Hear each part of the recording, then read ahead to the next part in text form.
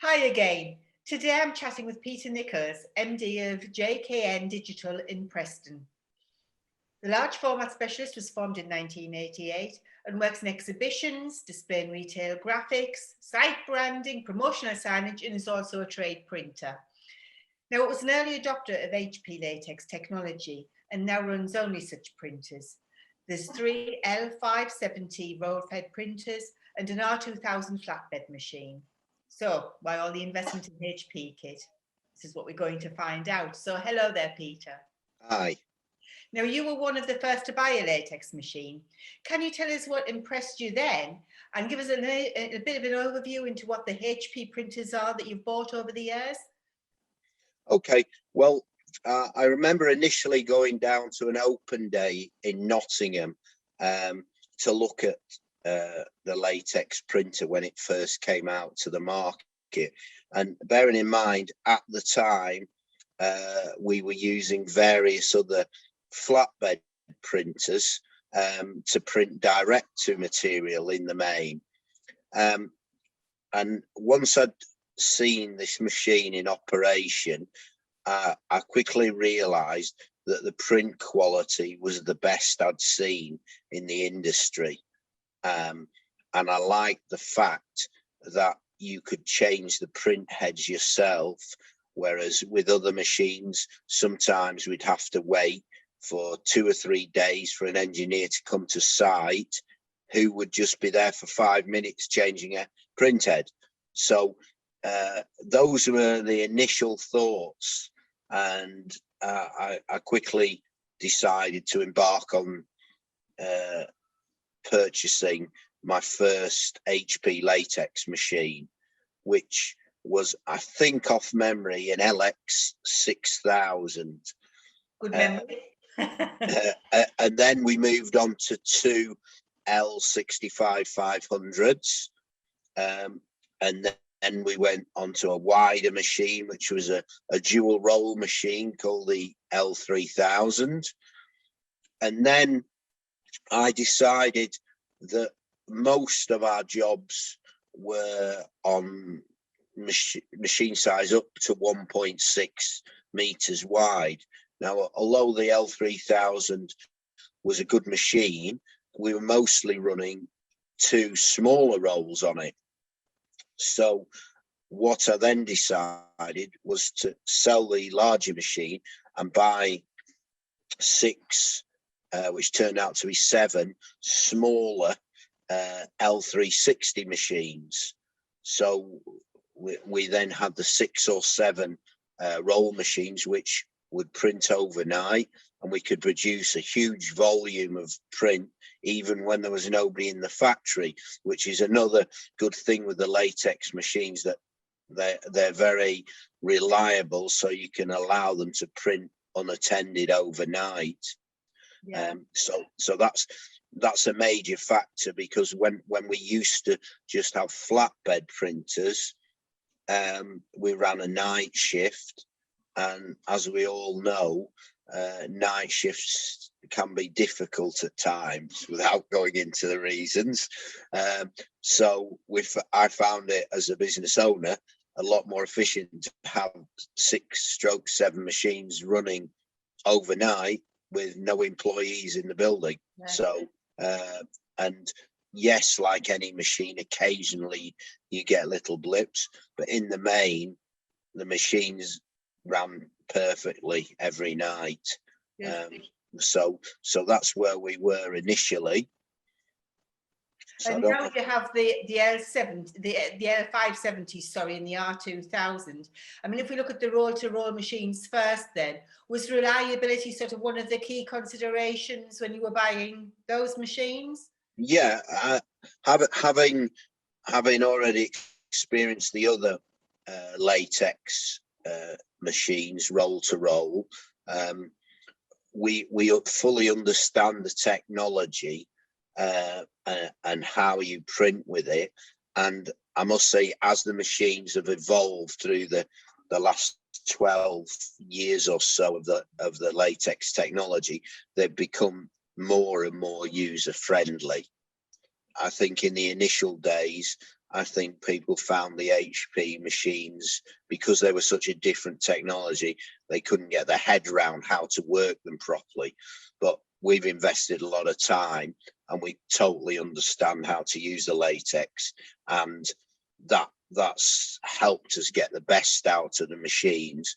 But as I say, the machines now have become more user friendly than they were 10 years ago, which is what you would expect. And the good thing buying the 570s is that with the latex technology, you get the feeling that HP are always looking to progress the machines to the next stage, which I feel the 570s are compared to other latex roll machines that we've had. Yeah. So we bought the two originally, and then because of the demand for floor graphics in the May, June of the first year of the lockdown, we bought another machine, and quite often all those machines would be running all day and all night just to keep up with the demand for the floor graphics. Yeah.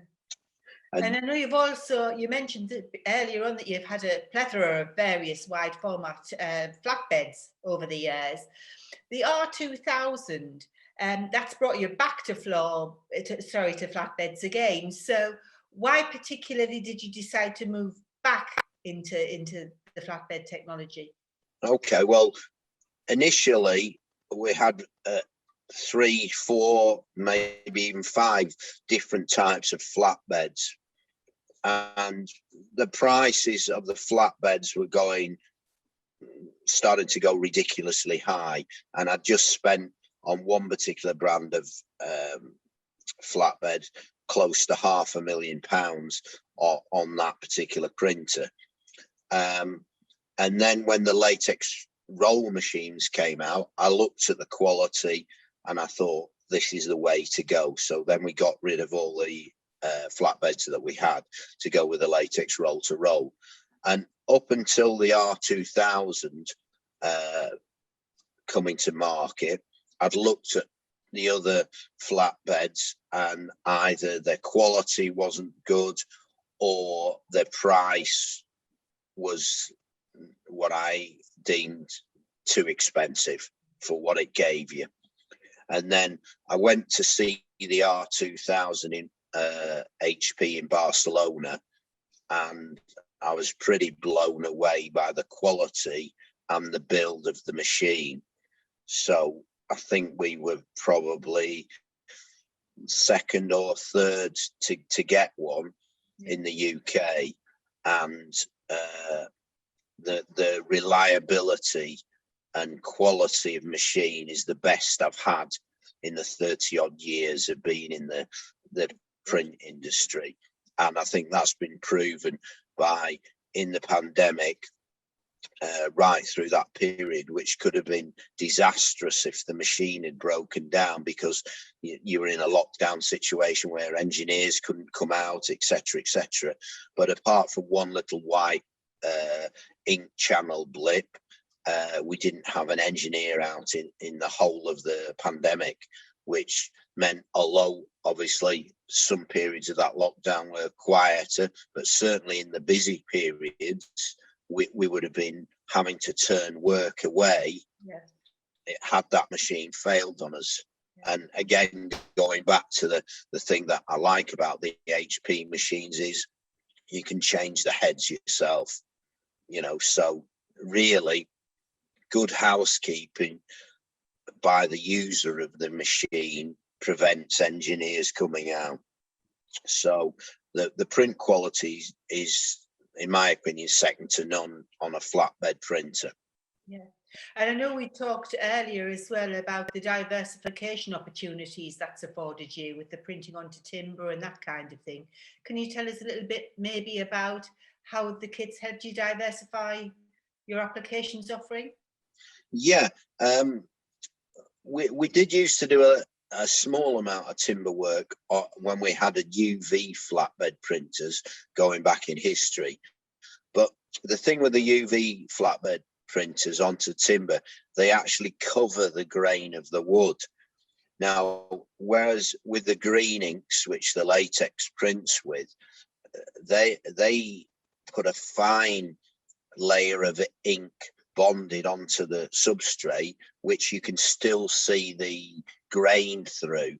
And we built quite a number of customers up because they like that natural look, and the fact that also we can back that up with the credentials of the ink. Yeah. That's giving them a nice green product. Just touching on the ink again, that is a major selling point for us when we're trying to approach new customers, is the green credentials. Whereas I think going back maybe even just 5 years ago, people talked a lot about green, but they weren't really active. And if they had to pay a little bit more for it, they didn't really want to do that. But whereas I think now people are more serious in wanting to go down the green route. So the HP printers are a good aid to us tapping into that market. And also, one of the other good things, the white ink on the R2000 is very white.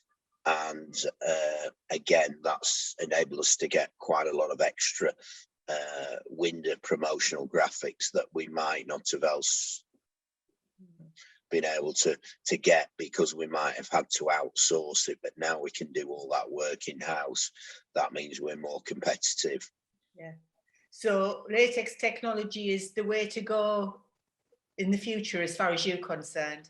Yeah, I think because of all the reasons that I've mentioned, you know, I would, if there's a more advanced machine comes out from HP and latex, we would look at it and see, you know, what that development gives to the company, like we would with any machine. Yeah. But certainly we like working with latex. It's very user friendly. Our clients like it.